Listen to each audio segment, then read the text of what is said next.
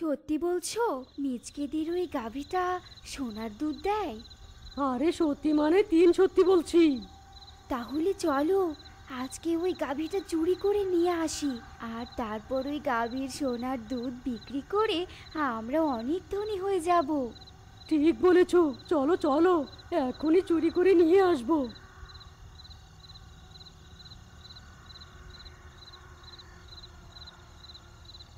ফিজকে রূপা তাদের বুদ্ধি মতো মিচকের বাড়ি থেকে গাভীটা চুরি করে নিয়ে আসে। ওগো দেখো দেখো, গাভী সোনার দুধের পরিবর্তে স্বাভাবিক দুধ দিচ্ছে। আরে তাই তো।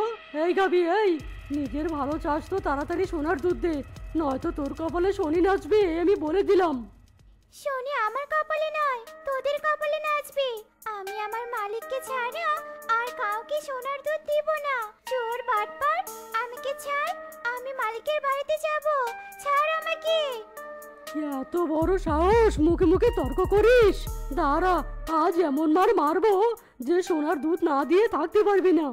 ওগো আমার মনে হয় এই গাভীর পেটে সব সোনা আছে, চলো এর পেটটা কেটে সব সোনা বের করে নিই। ঠিক বলেছ।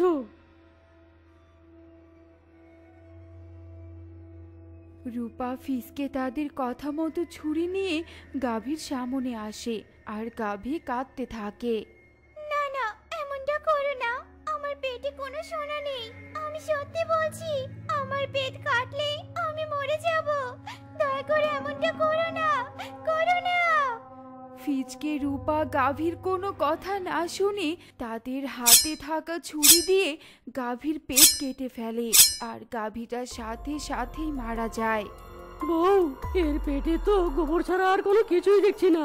এই বেচারি তো মরেই গেল। এ বেঁচে থাকলে এর দুধ বিক্রি করে কিছু হলেও টাকা আয় করতে পারতাম। কেন যে তোমার কথা শুনলাম কে জানে। যা হবার তা হয়ে গিয়েছে, এখন আফসোস করার সময় নয়।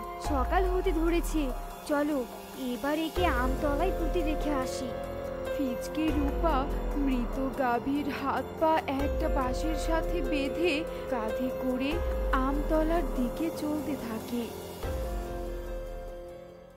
কিছুক্ষণের মধ্যেই ওরা মৃত গাভীকে নিয়ে আমতলায় প্রবেশ করে, আর মাটি খুঁড়ে গর্ত করে সেই গর্তে গাভীকে রেখে মাটি চাপা দিয়ে ওরা চলে যায়।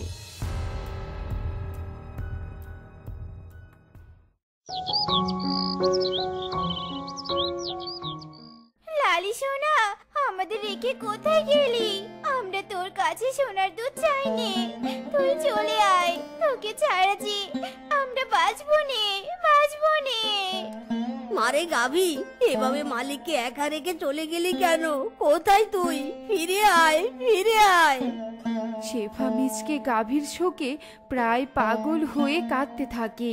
এভাবে বেশ কিছু দিন কেটে যায়। শেফা মিচকে গাভীর শোক কাটিয়ে স্বাভাবিক জীবনে ফিরে আসে। উফ, বাবা মায়ের বাড়ি থেকে ফিরতে এত রাত হবে, আগে জানলে ওখানেই থেকে যেতাম। শরীরটা ভালো লাগছে না, না জানি কখন বাড়ি ফিরবো।